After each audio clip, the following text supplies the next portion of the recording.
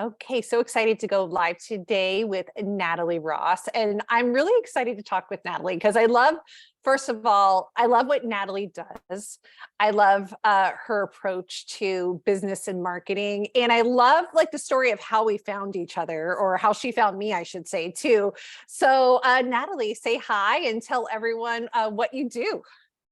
Hi, yeah, I'm Natalie Ross. It's so good to be here. Thanks, Brenna. And I really, I help energetically aware, conscious entrepreneurs, help them become very clear about the agreements and the relationships that they're entering into when they make an offer and put it out there. Because so often what people get hung up on and why they don't want to put themselves out there is not that they don't know how to put themselves out there or what they want to say or all this stuff. It's really some like weird like friction around, well, what might happen, whether it's putting themselves out there, what might happen with people judging them, or what might happen with what they're taking on and agreeing to in the relationships they're calling in with their offers.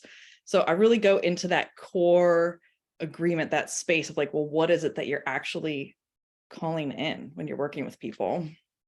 Yeah, I love it. And there was something like we kind of started to explore like Mhm. before as you came into the program a little bit. But let's back up. So first Okay. of all, I thought it was really cool how you found me, which is I was on a podcast with my friend Emily Reagan, and you heard me on the podcast, right? Mhm. And tell everyone a little bit about the story because I think it's really cool about the power of just like going out and talking about what you do.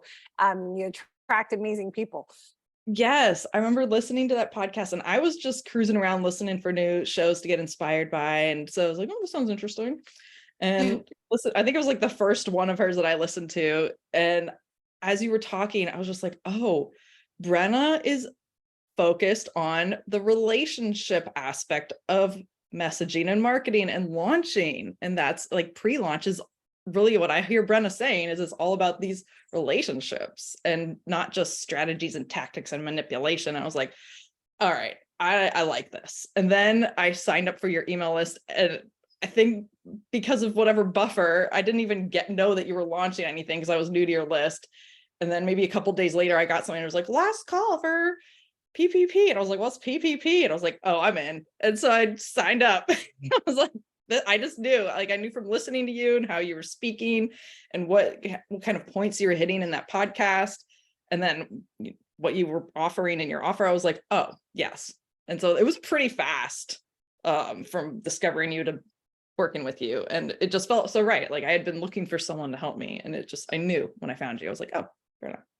Yeah, and I love that. And because a lot of sometimes I always take like long-term marketing, but it doesn't mean that people aren't in your audience, and that when you know your messaging and you're able to really get it down and be able to talk about it, that when the right person shows up and hears what you're saying, sometimes it could take a year, sometimes it takes, a week, or how it was with you and I. So I love that there's like no one, and that's one of the things I love about launching, except for when it makes me frustrated, is that there's no one right way to any of this of what we do. It's just figuring out like that best guiding principle. So when you heard about the pre-launch plan program, I know that you found me. Like, what was the part that made you be like, was there something besides the relationship that you were like, yes, this is something that I really want to do?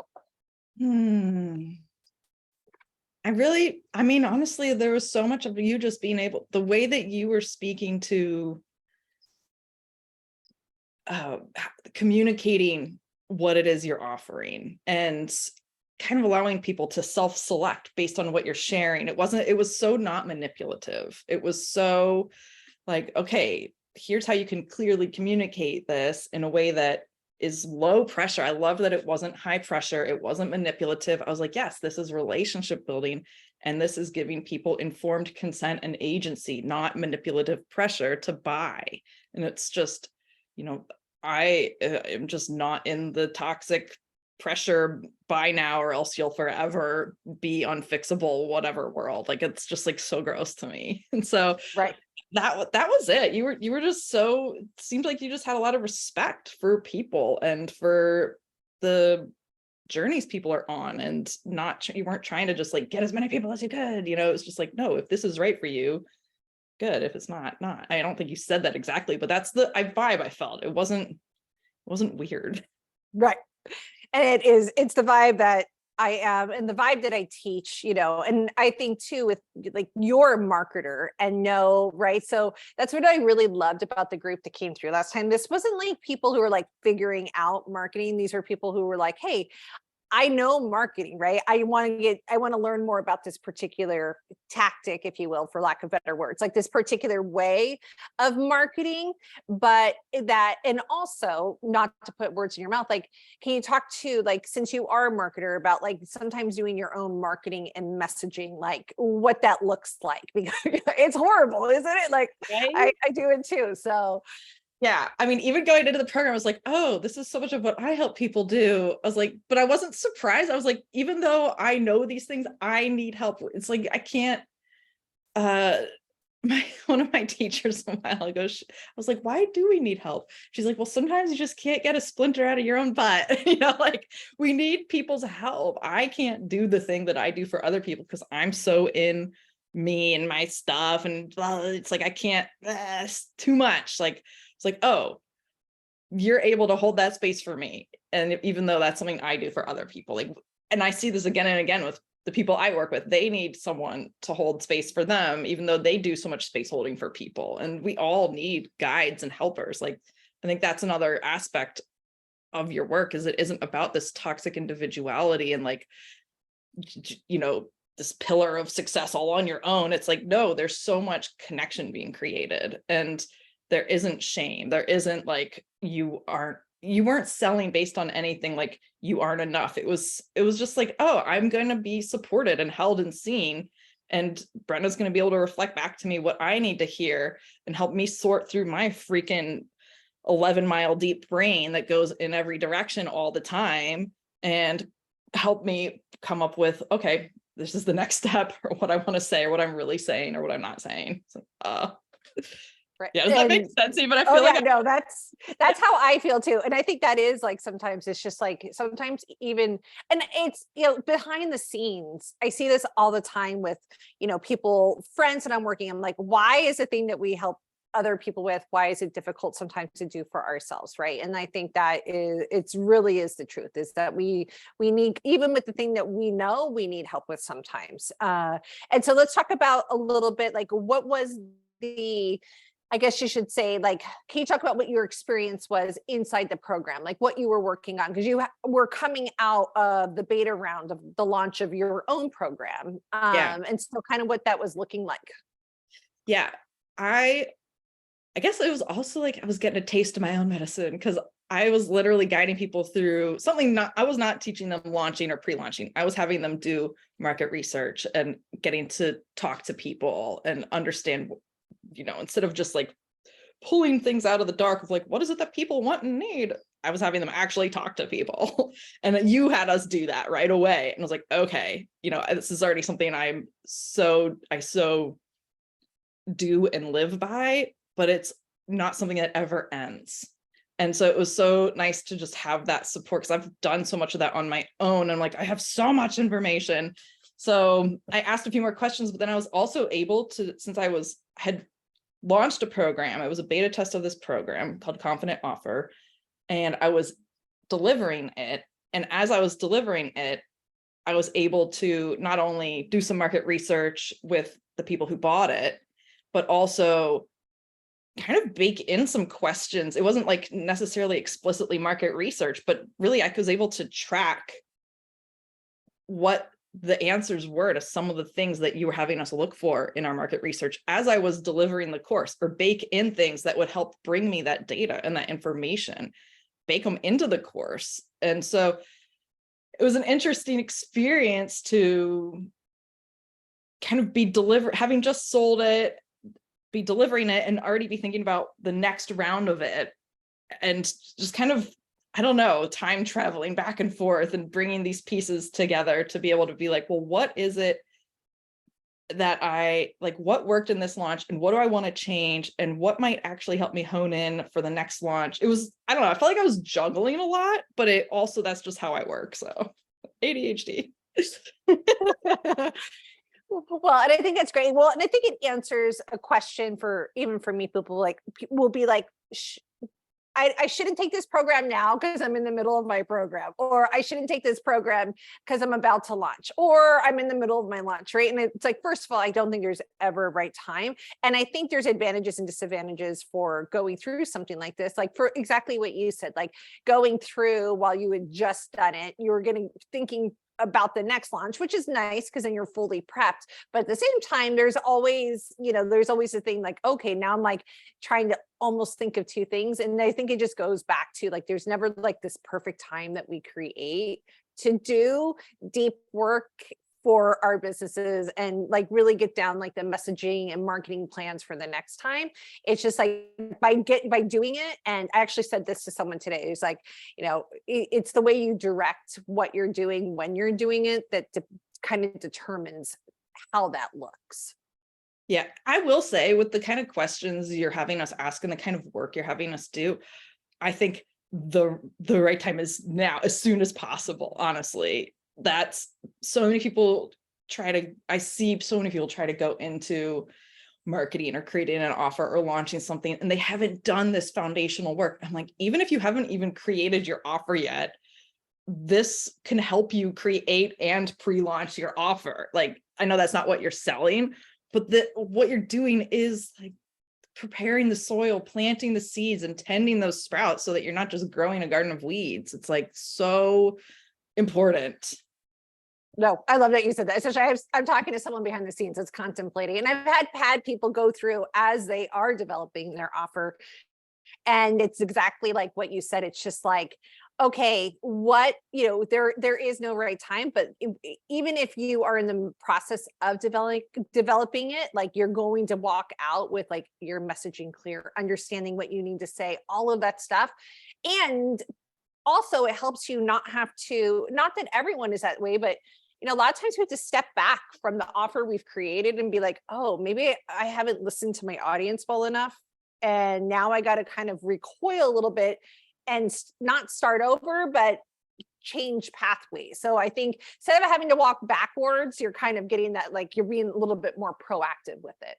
Yeah. And I think there's like a kind of misconception that like, oh, there has to be a perfect time and then it'll all be done. It's like, this is like now, and it's always changing. So the sooner you learn this process, because it is a relational process, the more aligned and agile you'll be able to be as your work pivots, as you want to make changes in what you're offering or who you're attracting, or if you'll be able to notice and diagnose why isn't something working, because the kind of questions that you have people go through, not just in their market research, but then in putting together their messaging and their pre-launch, these are the kind of things that I think every business owner who is doing marketing, as long as they haven't everyone who's responsible for their own marketing and messaging should probably always be thinking about on some level and tracking. Like this, what you're teaching doesn't ever go away or end. It's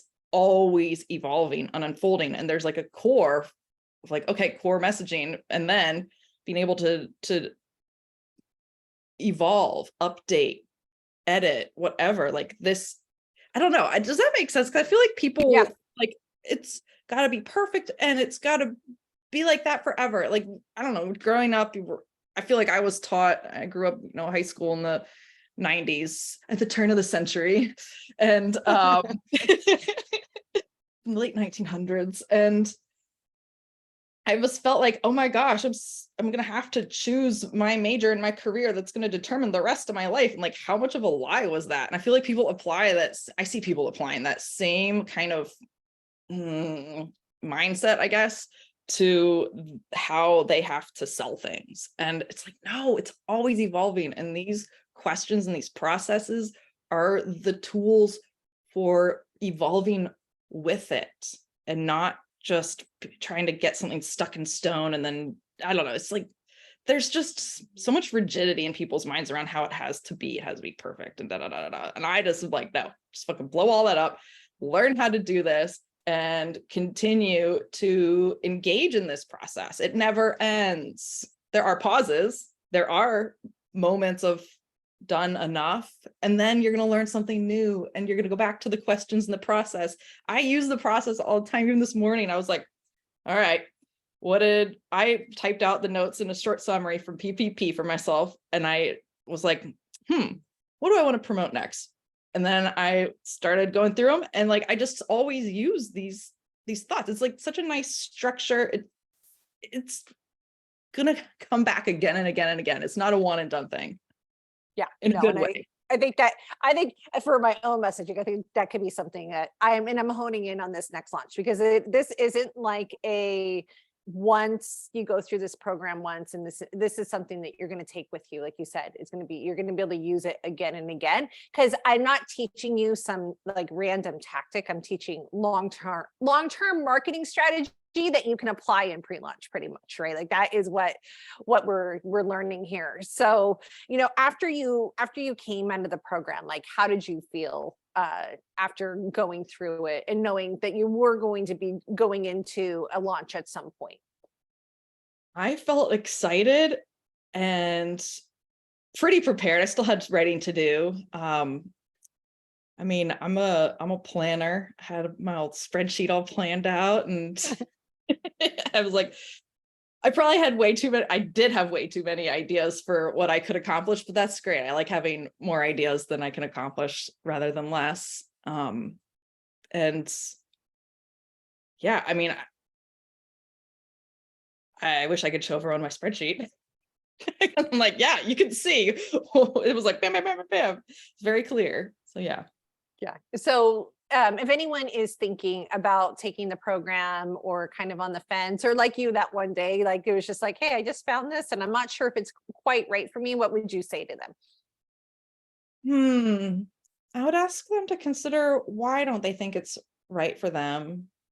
Not because it might not be right for them. Like I'm Right. not, and I think that's something I respect about your work, is you're not like, if it's not right for you, you should still do it. It's like, no, what is it that they're hoping and expecting to get out of this?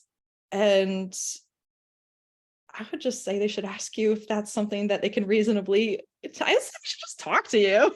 Honestly, if they don't know, they should talk to you. They don't have to make a decision until the moment comes when they have to make a decision. Like there's a moment, the door's closed, and you got to say yes or no. But don't just like let it pass by if there is an inkling of maybe, because even exploring the option and possibility of it might bring someone an insight. Even if they have a call with you and they're like, well, maybe this actually wasn't for me, or not right now, they might realize something else that goes on their path. But then if they do have a talk with you, they might realize, oh, yeah, this is like, I think just connection. So much of your work is about relationships. So I would encourage people to experience that, just experience it. And there's no pressure. I never felt any pressure from you. I was like, I'm going to talk to Brenna. And when I talked to you on the connection call, I didn't know if I was going to sign up or not. But after I talked to you, I was like, no, this is good. This is what I'm looking for. And if it wasn't, I would have said, it's not what I'm looking for. And I wouldn't have felt bad about it, because you weren't manipulating and shaming me into anything. Right. And Natalie, for everyone who is watching this, like she didn't book on that call, right? I wasn't like, okay, now get your credit card out. I was like, I need a moment to think about it. I think this is it. And I was like, hey, think about it, send me a text, or, send me a message. And if you have any questions, and that's really what it is. And I think that's the cool part, like doing this process for people, is that it gives them the space to think and not feel pressure. And when you do, you call in great people like Natalie into your program who do the work, and if someone was like, what do you feel like, looking back as we wrap up here, what do you feel like is the number one thing that you walked away with after this experience was over? Oh my gosh. Putting you on the spot. I call myself 11-page Natalie, right? Like my brain's like going in 100 directions. I'm like, okay, you want me to talk about a topic? Here's 11 pages of it. You helped me just know when enough is enough.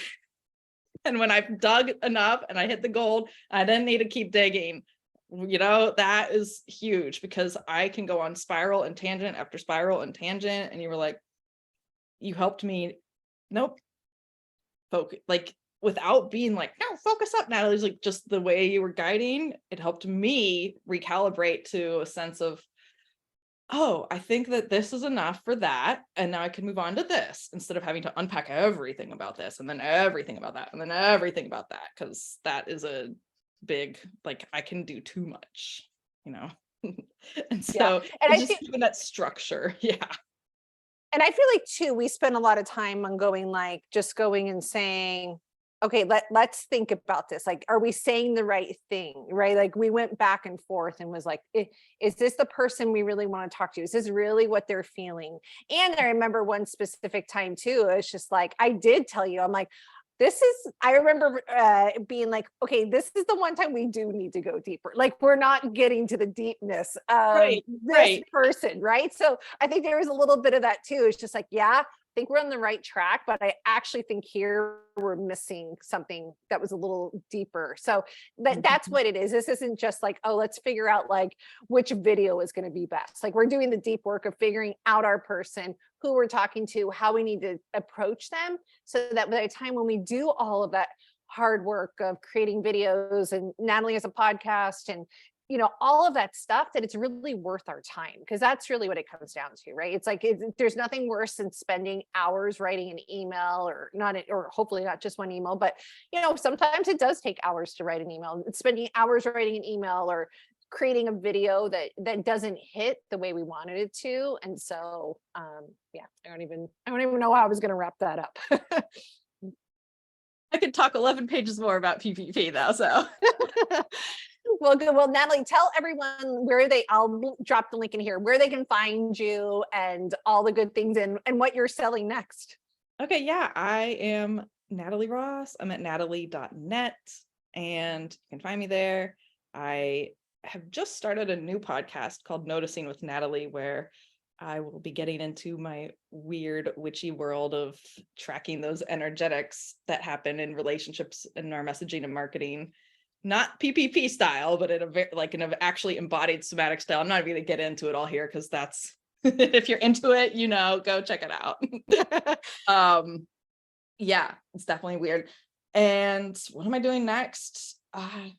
That's what I'm going to be promoting my one-off one-to-one sessions next. So you can find those on my website too. So there's a lot. One of them's called Bleep, I'm here again. So when you feel like, oh, I've already processed this, why is this coming up again? Like that's also kind of work that I help people do. And yeah.